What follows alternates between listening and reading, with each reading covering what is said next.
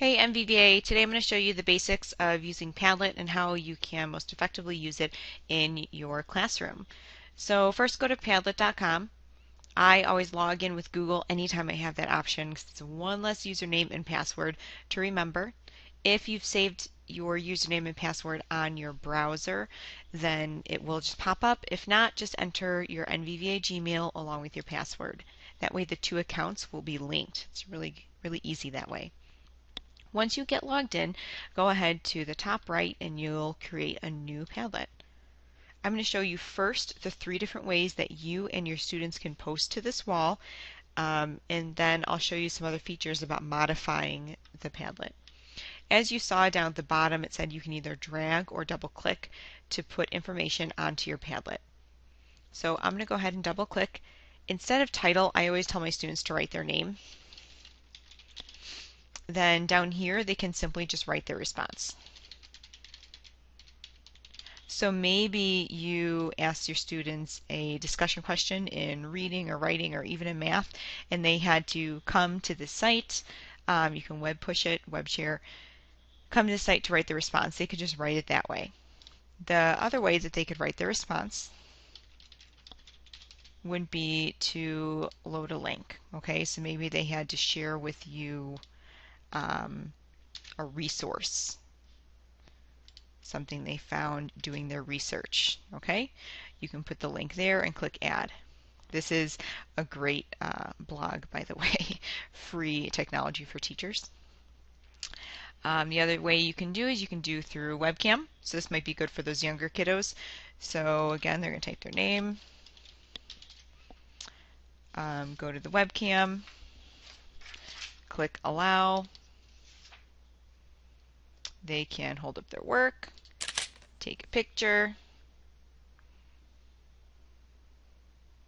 and it's there for you. This might work really well for those kinder students where their writing is really drawing. Then you can kind of see what they're doing. Alright, so another way that you can add things to your Padlet is to drag them on. So here's my Padlet, here's my desktop. I have a presentation here on Writer's Workshop. I'm just going to drag it right to my Padlet. It's going to go ahead and upload. It's going to load the entire PowerPoint. However, you won't see all the slides here. You will just see the first slide. You'll need to click on it to see more. Just like here, I can click there and it will take me to the actual URL. I can click the attachment and I'm going to download it. Alright, and then there I can see the PowerPoint. I can edit it by putting my name. There we go. Alright, so those are the different ways that your students can post to the board. Your students can also log in through a smartphone or an iPad, going to the website. If you through the internet browser, go to the website, and instead of using the webcam, they'll be able to use the camera on the phone or whatever device they have. That makes it really easy for taking pictures of student work. Holding it up to the webcam is a little hard to do, but using your phone, you can get some really clear images of what the students are writing. Alright, so now what we're going to do is go to this gear and I can show you how to modify it. You would want to modify your Padlet before you send it out to your students. So first you're going to title it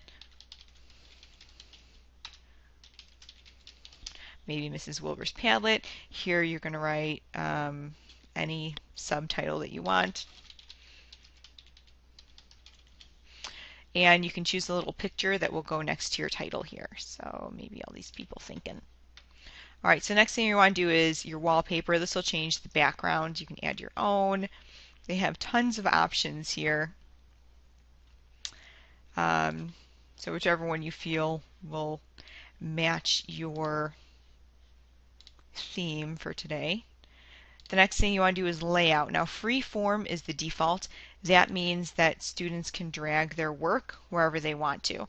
Now, the bad part about this is that students' work might wind up all on top of each other, and you might wind up missing something that a student has written.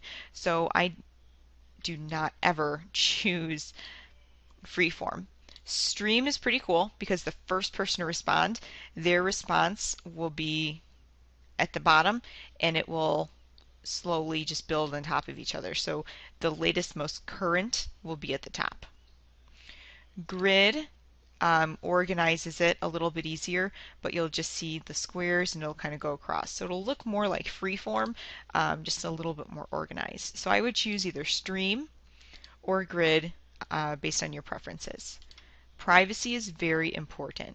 You're going to want to click Password Protect, and instead of Can View, you want your students to be able to write on the wall. So you're going to click Can Write. You are not going to click Can Moderate, and I'll explain that later.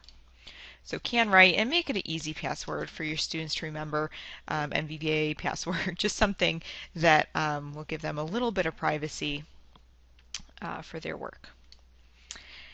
Down here, you can moderate posts.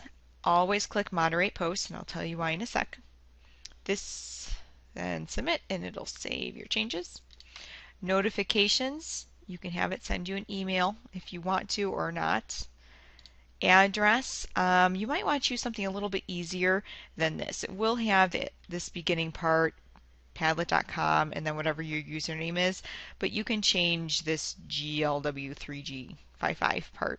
So if you'd like to do that, see how the beginning stays the same, you could do 2 for whatever grade, okay, or 3, and it will most likely be available because your username is unique. So to share this with your students, what you're going to do, so your Padlet's basically ready to be used right now. In order to share it with your students that they can write on it, you're going to copy this. So Control C, I copied that, and I'm going to use a different browser to show you. Up here, I'm going to Control V to paste it in there and press Enter. Now, do you see how it says you shall not pass? You need to use that password. So I have a password. My password, remember, was NVVA, and the student will click Submit. So this on the right side is what the student will see. On the left side, that's what the teacher is seeing. So I want to make that really clear. The student is seeing this, the teacher is over here. And this is one of my favorite things about Padlet. You can see the students typing and responding pretty much in real time. All right, so let's pick a different name. All right, so we have Sally Morton. See how it almost immediately came up over here. Now Sally's going to type. Okay, she'll type here, or maybe she'll share a link, upload a file, or take a photo like we saw. The teacher will see it over here, and do you notice that it says remove or approve? So right now, Sally's response is awaiting approval. That means no one else can see her response except for Sally and the teacher. So if other students are over here typing,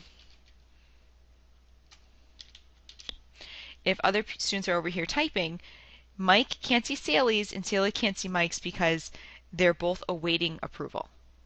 Now as soon as I approve one, now his is visible for anyone that has the password. Sally's is still invisible, just her and I can see it. Alright, so right now you are ready. If for any reason you want to delete your Padlet, you can go ahead and delete here. Maybe you're playing around. Just click on the gear and you'll be able to delete it. Another thing, you go to your home page.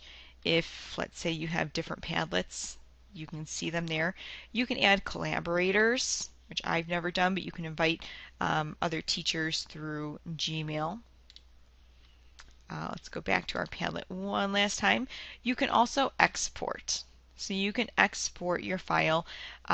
Excel actually happened to be the easiest way to export because this will actually give me a link for these attachments. If I do PDF, it'll just say attachment and I won't be able to see it. So if you're going to export, use Excel. You can embed this in another site if you have a blog, if you're using a Weebly. That way students don't have to remember this. They can just click on the Padlet there. And then if you're going to use any mobile devices, you might want to use this screen code down here. But that is basically everything. I can't wait to see your Padlets, and I hope this is helpful.